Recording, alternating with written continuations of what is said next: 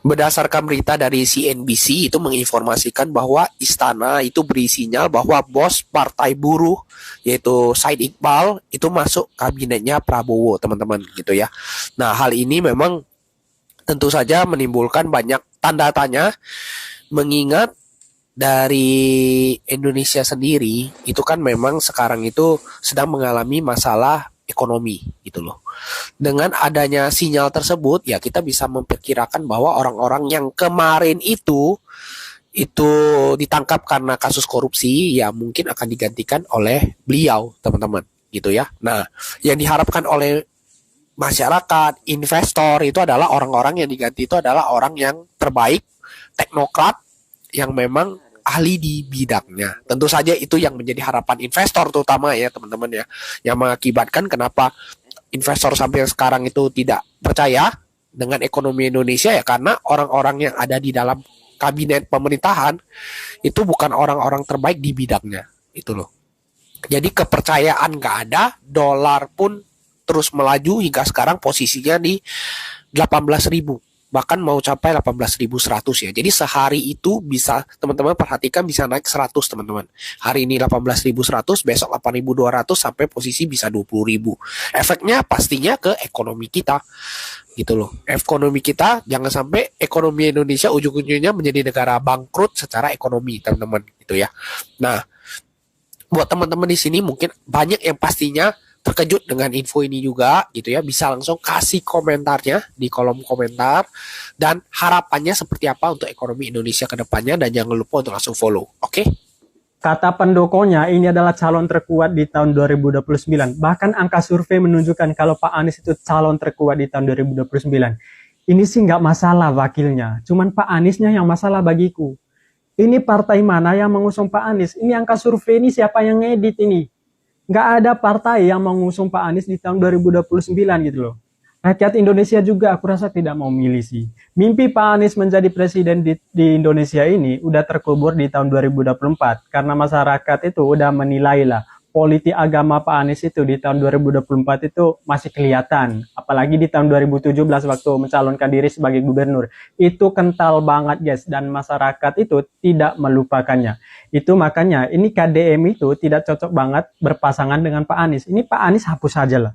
Kita ambil KDM itu sama Pak Prabowo. Itu cocok banget kalau sama Pak Prabowo.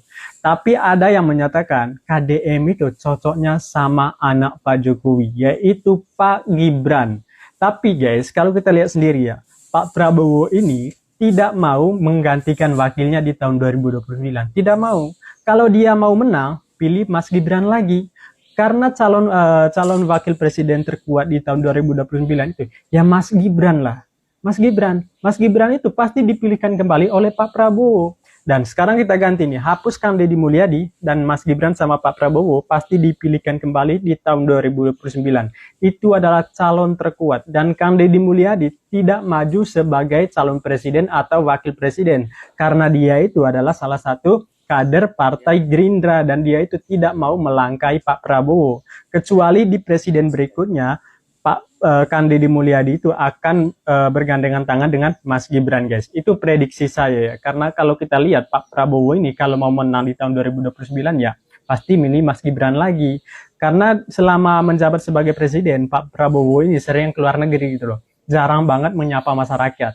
Yang sering ke lapangan itu turun tangan langsung ke masyarakat itu adalah Mas Gibran keliling ke Indonesia. Mereka itu bergantian tugas gitu loh. Pak Prabowo keluar negeri dan juga Mas Gibran itu keliling ke Indonesia untuk gimana kondisi masyarakat Indonesia.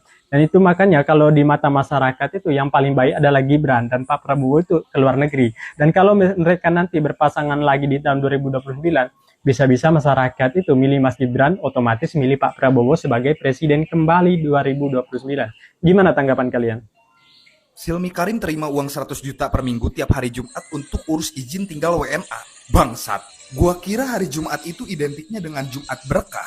Tapi orang satu ini beda. KPK mengungkap dugaan penerimaan uang sampai 100 juta per minggu setiap hari Jumat untuk urus izin tinggal WNA. Pas baca beritanya, gue sampai mikir, kok bisa ya ada orang ngelihat hari Jumat tuh bukan untuk ibadah, tapi untuk cuan tambahan. Gelo. Nominalnya juga bukan receh, seminggu 100 juta men. Kalau dikali setahun, berapa tuh? Pantas aja publik rame setelah muncul kasus ini nih. Menurut kalian, orang kayak gini tuh harus diapain? Wamen Silmi Karim ternyata dapat jatah 100 juta tiap pekan dari memeras WNA. Guys, setelah tertangkap dalam OTT kemarin, KPK terus menggali informasi dari para pihak. Terungkap kalau ternyata Wamen Imigrasi dan Pemasyarakatan Silmi Karim dapat jatah setoran hingga 100 juta tiap pekan, guys. Ketua KPK Setio Budianto bilang diduga Silmi memeras izin tinggal warga asing sejak menjabat sebagai Dirjen Imigrasi Kemenkumham 2023 sampai 2024 lalu. Gimana nih guys? Bintang Mahaputra Utama diberikan kepada Profesor Dr. Insinyur dari Orang kayak gitu kok dikasih bintang Mahaputra. Orang meracuni anak bangsa, mau melenyapkan anak bangsa, itu kok dapat bintang Mahaputra. Ya maaf aja, saya tidak mau bermaksud menjelekkan atau merendahkan ya. Tapi ini fakta ya. Orang kalau sudah nggak beres atau nggak baik itu ngapain dikasih bintang ya. Sekalian ya Pak ya, kasih batu nisan sama ya, sama kain kafan. Siapa tahu dia mau pulang duluan kan. Ya kan, kasih itu aja. Kalau saya sih begitu saran saya. Apalagi yang kemarin-kemarin itu yang baperan. Jangan jadi anak kecil ya kawan, kita ini dewasa bukan anak kecil. Saya mengkritik karena apa? Supaya kita tuh jadi orang dewasa, bukan kayak anak-anak ya. Kalau saya umpama gagal ya nggak apa-apa, cuma gagal nasihatin itu nggak masalah. Tapi kalau anda menyesal di akhirat, menanggung dosa orang se-Indonesia, itu baru berbahaya ya. Makanya kan namanya DPR, Dewan Perwakilan Rakyat. Berarti kan dia mewakili kita di neraka, ya kan? Menyesal di dunia itu kan masih bisa Tuhan mengampuni, tapi kalau menyesal di akhirat Tuhan belum tentu bisa ngampuni ya. Saya ngomong begini nggak blunder ini, pas ya. Kalau blunder itu terbelit-belit. Begitu ya. Makanya saya katakan orang kayak gitu tuh wakil rakyat ya. Ya kan? Ketika rakyat sengsara, ketika rakyat menderita, enggak apa-apa buat rakyat Indonesia, kita sudah ada wakil. Maka neraka tuh sudah ada wakil ya. Apalagi DPR yang ditanya blunder itu, itu wakil kita itu. Wakil kita masuk neraka ya. Enak kita nih masuk neraka ada yang wakilin ya. Makanya kalau mau minta berdoa ya Tuhan, saya sudah ada wakil ini di neraka ini ya Tuhan. Itu wakil saya itu buat Tuhan yang ada di kantor DPR tuh yang kerjaannya enggak beres, yang namanya busuk itu ya, yang jelek orangnya itu ya, sifatnya itu jelek ya, dikritik nggak mau, ya kan, ngaku penjilat, ya kan, yang ada di Senayan pokoknya ya, di kementerian kan di apakah ya. Mungkin itu aja sih dari saya kurang dan lebihnya saya maaf. Saya juga males bahas ini terlalu lama, takutnya HP ini nge-lag. Oke, thank you for watching. Gus Yassid seret nama Prabowo dalam sidang TPPU. Gus Yassid ini diduga menerima aliran dana sebesar 20 miliar ya, dan menyeret nama Prabowo. Dia sebut dia adalah tim sukses Prabowo dan uang dipakai kampanye. Ayo KPK berani nggak memeriksa Prabowo? Jangan yang kau periksa atau yang kau tangkap itu hanya keroncong-keroncongnya saja, ya. Jangan yang kalian tangkap itu hanya bawahan-bawahannya, hanya keroncong-keroncongnya saja. Ayo, berani nggak kalian KPK periksa Presiden Prabowo? Pada tanggal 14 Mei 2025, Anies Baswedan mendirikan sebuah gerakan sosial, sebuah komunitas yang bernama Aksi Bersama. Komunitas Aksi Bersama ini dibentuk sebagai wadah gotong royong untuk menyatukan daya masyarakat dalam menghadirkan karya nyata dan pembangunan di berbagai daerah, terutama pembangunan di daerah-daerah pelosok yang terpencil yang jarang sekali tersentuh bantuan pemerintah. Luar biasa, sebuah langkah kecil tetapi berdampak besar bagi masyarakat luas. Itulah Anies Baswedan. Anies Baswedan yang sering dihina-hina oleh mereka ya, yang sering dikatakan pengangguran lah, dikatakan gelandangan politik. Ternyata beliau aktivitas sehari-harinya disibukkan dengan kegiatan-kegiatan sosial, dengan aktivitas-aktivitas kemanusiaan. Keren sekali, Abah Anies kita keren. Anies Baswedan menyoroti masalah dalam tata kelola program MBG yang berakar pada lemahnya pengawasan dan kontrol akuntabilitas, sehingga menyebabkan terjadinya korupsi besar-besaran yang dilakukan oleh Dadan Hindayana CS kemarin. Iya, jadi Abah Anies menekankan pentingnya evaluasi menyeluruh terhadap kebijakan yang meleset, serta perlunya penegakan hukum yang tegas setegas-tegasnya terhadap kasus korupsi yang terjadi di lembaga BGN itu sendiri. Anies Baswedan dinobatkan menjadi top young global leader oleh World Economic Forum. World Economic Forum ini adalah sebuah lembaga internasional yang bergerak di bidang ekonomi. Luar biasa. Kenapa Anies Baswedan mendapat anugerah atau penobatan sebagai top young global leader? Karena saat usia 37 tahun Anies Baswedan sudah menjadi seorang rektor di sebuah universitas yang namanya Universitas Paramadina dan berhasil menggagas sebuah program yang namanya Gerakan Indonesia Mengajar. Luar biasa. Ayo kawan-kawan, kita sangat membutuhkan sosok pemimpin yang mempunyai prestasi internasional seperti Abah Anies ini. Anak Banteng dan PDIP berharap Ahok akan menjadi presiden di 2029 nanti. Jangan bermimpi, kalian semua jangan berhayal ketinggian. Sepanjang sejarah peradaban bangsa Indonesia, tidak pernah ada yang namanya mantan narapidana menjadi presiden atau menjadi pemimpin. Jadi kalian jangan bermimpi Ahok akan jadi presiden di 2029. Statement pertama Prabowo ketika Dadan MBG itu ditangkap, dia katanya sangat sedih orang kesayangannya dicopot. Bukannya minta maaf pada rakyat karena merugikan negara, malah seolah simpati pada koruptor. Benar juga apa yang disampaikan dalam postingan Indomassive ini. Coba cek.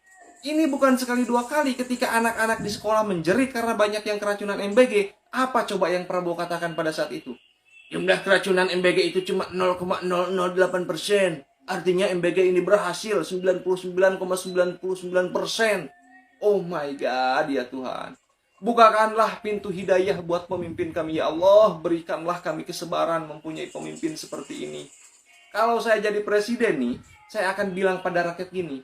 Saya minta maaf kepada seluruh anak di Indonesia karena ada yang keracunan MBG. Saya berjanji saya akan melakukan evaluasi, akan menindak tegas jika ada kesalahan di lapangan. Dan saya akan memastikan ke depan MBG ini akan berkualitas. Kan enak kalau kayak gitu. Minimal ada simpatinya dulu deh. Guys, di sini ada yang punya nomor WA Prabowo gak? Tolong tulis di kolom komentar. Saya akan ingatkan dia. Buat Bapak Presiden kita yang sangat saya hormati, yaitu Bapak Prabowo Subianto. Sebenarnya saya sebagai rakyat Indonesia berusaha untuk berpikir positif kepada Bapak Presiden kita ini, guys. Karena mungkin beliau ini sebenarnya menjadi seorang pemimpin negara kita, itu sebenarnya beliau itu tulus, guys. Tulus ingin memajukan negara kita. Tulus ingin memberikan dampak positif bagi seluruh rakyat Indonesia. Tapi mungkin bawahannya kali banyak yang belok, guys. Banyak yang melakukan di luar dari perintahnya. Jadi tolong kepada seluruh rakyat Indonesia, tolong jangan ada yang menghujat Bapak Presiden kita lagi, guys. Kalau Bapak Presiden kita ada melakukan kesalahan atau kekeliruan, kita sebagai rakyat Indonesia hendaknya memberikan kritik dan masukan itu secara santun. Jangan lagi kita memberikan kritikan dengan bahasa kasar, bahasa intan. Manalah kita tahu bahwa presiden kita itu sebenarnya mungkin beliau tulus untuk memajukan negara kita, tapi bawahannya mungkin yang bermasalah. Yang kita nggak perlu menyebutlah bawahannya siapa ya. Dan mungkin maksud beliau sedih karena si Bapak Dadan ini ditangkap. Ya wajarlah beliau sedih. Karena beliau sedih melihat di negara yang beliau cintai ini masih ada tikus-tikus berdasinya. Bahkan yang menjadi tikus berdasinya itu adalah orang kepercayaan beliau. Orang yang beliau percayai, yang beliau kasih amanah yang berat. Beliau kasih tugas dan tanggung jawab untuk memajukan negara ini, tapi si tikus berdasi ini malah melakukan kebalikannya. Siapa yang gak sedih? Siapa yang gak kecewa gitu loh, guys. Coba deh kita belajar sebagai rakyat Indonesia, berpikir positif aja lah sama presiden kita. Kita percayakan sama presiden kita, semoga memang benar-benar beliau ini tulus untuk negara ini, guys. Setelah dilantiknya kepala BGN yang baru ya BGN bakal coret sekolah mampu dari prioritas MBG, kata Bu Nani, Kepala BGN. Akan fokus dialihkan ke daerah terpencil. Bagus Bu. Mengurangi anggaran ya, mengurangi anggaran APBN ya. Betul Bu, betul sekali. Coba di komen di kolom komentar, setuju gak kalau pendapat Bu Nani ini ya? Fokus dialih MBG, fokus dialihkan ke daerah-daerah terpencil. Abang ini seorang muslim, tapi mewakili hati dan perasaan kita sebagai orang Kristen, guys. Hei Longor, inilah yang menyebabkan kenapa aksi intoleran di negara kita ini terus merajalela. Ada pembubaran jemaat di gereja secara paksa. Beritanya viral di mana-mana, bahkan mendapatkan kecaman dari pemerintah setempat dan juga Kementerian Agama. Orang-orang yang bikin rusuh itu terlihat jelas di CCTV, tetapi nggak ditangkap. Dan aku yakin ini kejadian ini bakalan terulang lagi. Karena apa? Karena tidak pernah adanya tindakan tegas dari aparat. Ya kan? Begitu viral pembubaran ibadah GMS Bantul, dari Kemenak langsung menelpon kepada Polda supaya pelaku pembubarannya ditangkap. Itu sudah termasuk unsur pidana. Tapi sampai hari ini tidak ditangkap, guys. Mulai sekarang stop, nggak usah sok-sokan ikut bahas politik kalau kalian nggak tahu FGD. Ini sangat penting ini. Jadi sebagai orang yang ingin masuk ke ranah pembahasan politik, FGD itu sangat penting ini. Sebenarnya apa sih itu FGD? Nih kita simak videonya ini. Cukup seminar, cukup kajian-kajian, cukup apa itu FGD, apa itu? Forum Group Discussion. Forum Group Discussion.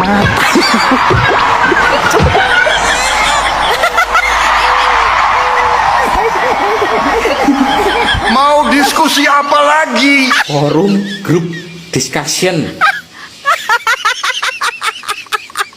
Aduh, gimana ini Cah ini? Gimana ini, masih mau lanjut gak nih? Kok bisa anggaran triliunan dapatnya kayak gitu loh? Gimana nih? Jawab dengan jujur.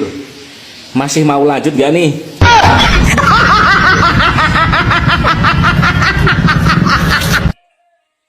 Mari kita simak potongan video konferensi pers perdana Nanik Sdeang setelah dirinya diangkat jadi kepala BGN. Tapi intinya bukan formalisasinya menggunakan dibangun dengan pakai seluruhnya anggaran negara.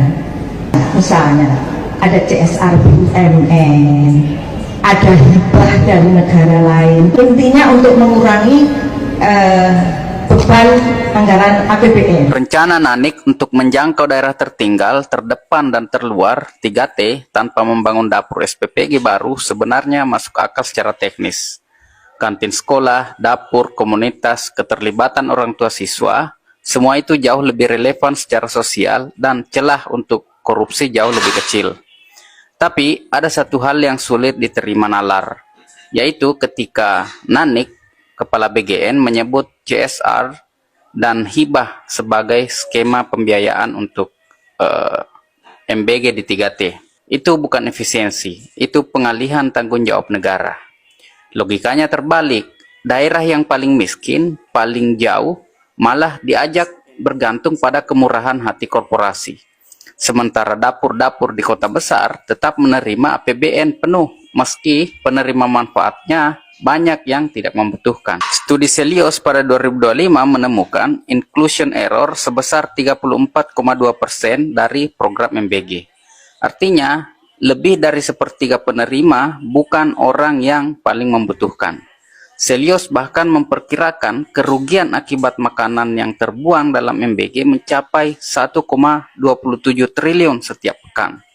Dan secara konsisten merekomendasikan moratorium, reformasi total tata kelola, serta audit transparan sebelum program dilanjutkan. Namun pemerintah terus mengalirkan dana. Perpres tata kelola MBG baru ditetapkan pada 17 November 2025, jauh setelah program berjalan. Artinya, program ini beroperasi berbulan-bulan dalam ruang abu-abu regulasi, yang membuka celah penyalahgunaan anggaran secara struktural. Maka korupsi Dadan Hindayana adalah akibat yang sebetulnya bisa diprediksi. Dia adalah konsekuensi dari desain program yang tergesa-gesa demi target politik. Setelah korupsi besar-besaran terbukti jadi kenyataan, harusnya usulan Selyos agar program ini dihentikan sementara layak dipertimbangkan. Kalaupun beroperasi kembali, fokus saja ke daerah 3T dan pelibatan masyarakat setempat dengan anggaran negara yang transparan dan terverifikasi, bukan dengan model bisnis dapur jutaan rupiah per hari yang terbukti jadi mesin rente. Prabowo, kamu presiden yang gagal. Dalam 1,5 tahun, kamu gagal memimpin Indonesia. Dalam 1,5 tahun, Indonesia bangkrut. Kenapa aku bilang bangkrut? Karena deposit anggaran kita habis. Utang menumpuk.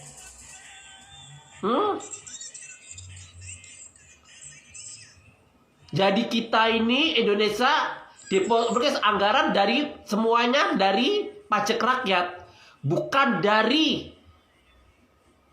hasil alam kita. Termasuk kamu gagal.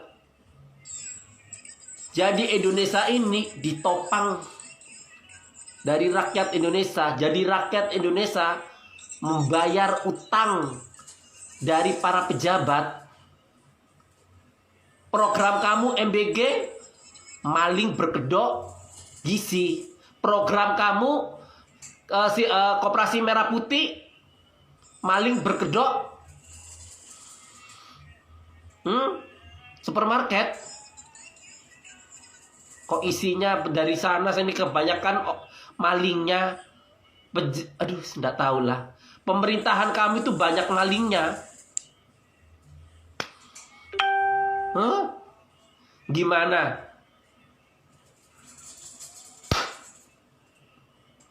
Salam waras. Itu di pemikiran saya. Uang hasil tambang enak nggak? Uang hasil tambang enak nggak?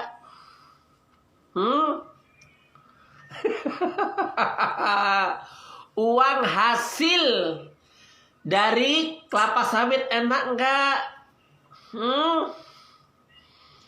Kelapa sawit semakin luas, tambang semakin luas, dan tambang-tambang itu banyak yang tidak mempunyai izin. Kalau udah tambang tidak mempunyai izin, tidak mungkin masuk ke negara. Dan memang tambang-tambang ilegal itu emang sengaja dipiara. Sama siapa? Ayo. Sama yang mendukung Pilpres.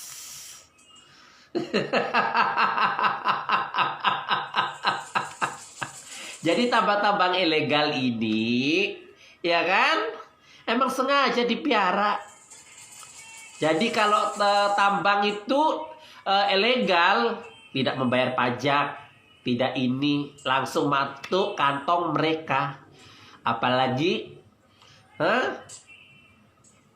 Haji H itu kaya raya dari apa? Dari tambang, ya kan? Haji H itu yang punya menantu penyanyi dangdut itu. Tambang-tambangnya tuh banyak banget itu, tambang ilegal itu. Jangankan tambang ilegal, nanam kelapa sawit aja ilegal semua, tidak masuk kas negara. Enak nggak? Enak. Tapi masuknya di kas si inisial W. Dulu si Mulyono masuk ke kas keluarga Mulyono. Sekarang masuk kas keluarga omon-omon. Negara ini kapan majunya? Kapan negara ini kapan merdeka dari tangan-tangan penjajah? Hah? Yang jajah siapa? Hah? Para pejabat. Indonesia itu dijajah sama para pejabat. Indonesia itu dijajah sama para pejabat. Dan herannya rakyat yang mendukung. Hah? Kita udah dijajah, tapi rakyat itu yang mendukung. Makanya rakyat Indonesia dibiarin bodoh. Dengan jejelan seolah pura-pura baik. Framingnya baik, framingnya hebat, framingnya ini. Ternyata mereka itu adalah penjajah. Rampok. Itu di pemikiran saya. Salam waras. Assalamualaikum warahmatullahi wabarakatuh. Salam kenal dengan saya Joko Hidayat, admin dari channel ini. Dalam beberapa waktu terakhir, umat Islam Indonesia menyaksikan muncul diskusi cukup hangat mengenai persoalan nasab para Habib Ba'alawi. Salah satu tokoh yang banyak membahas masalah ini adalah Kiai Haji Maduddin Usman Al-Bantani atau Kiai Imad. Kiai Imad mengangkat kajian yang menurut beliau didasarkan pada penelitian terhadap berbagai sumber sejarah, manuskrip, dan dokumen nasab. Dalam penelitian tersebut, beliau sampai pada kesimpulan bahwa klaim yang menyatakan seluruh Ba'alawi merupakan keturunan langsung dari Nabi Muhammad SAW masih membuktikan pembuktian yang lebih kuat. Pendukung Kiai Imad memandang bahwa kebenaran sejarah harus dibangun di atas bukti yang dapat diuji. Menurut mereka, sebuah nasab yang sangat penting dan memiliki konsekuensi besar dalam masyarakat harus memiliki landasan dokumentasi yang jelas dan dapat ditelusuri. Pernyataan terhadap suatu rantai nasab, maka pernyataan tersebut tidak boleh dianggap sebagai bentuk kebencian terhadap seseorang atau kelompok tertentu. Sebaliknya, hal itu merupakan sebagian dari tradisi ilmiah yang dikenal lama dalam peradaban Islam.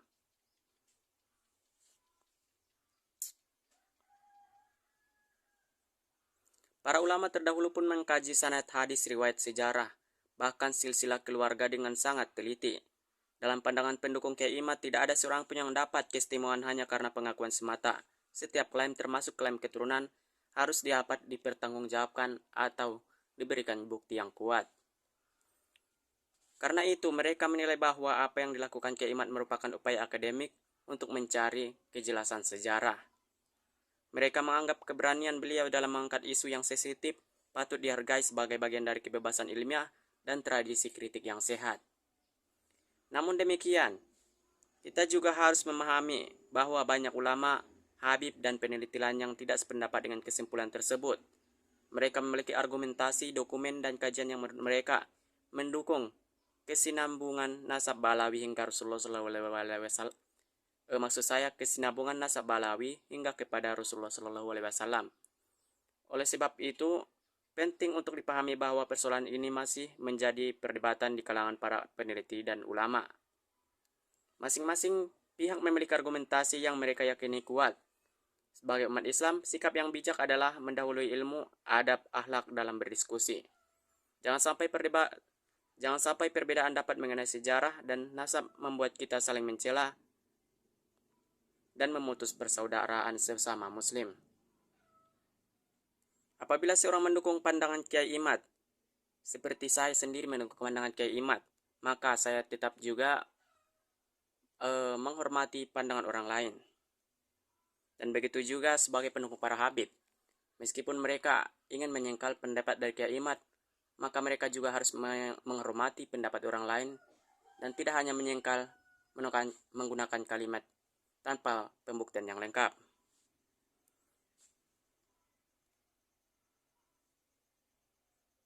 Bantahan yang diberikan seharusnya berdasarkan ilmu, bukti, dan bukan caci maki antar serangan pribadi. Pada akhirnya, tujuan dari kajian sejarah bukanlah untuk meninggalkan satu kelompok dan merendahkan kelompok lainnya. Tujuannya adalah mencari kebenaran berdasarkan bukti yang paling kuat yang dapat ditemukan. Pendukung Kiai Imad seperti saya ini meyakini bahwa kajian beliau telah membuka ruang diskusi yang lebih kritis terhadap persoalan nasab. Kami memandang bahwa pernyataan-pernyataan yang diajukan oleh Kiai Imad layak untuk dijawab layak untuk dijawab dengan penelitian dan bukti yang kuat, bukan sekedar dengan emosi atau fanatisme.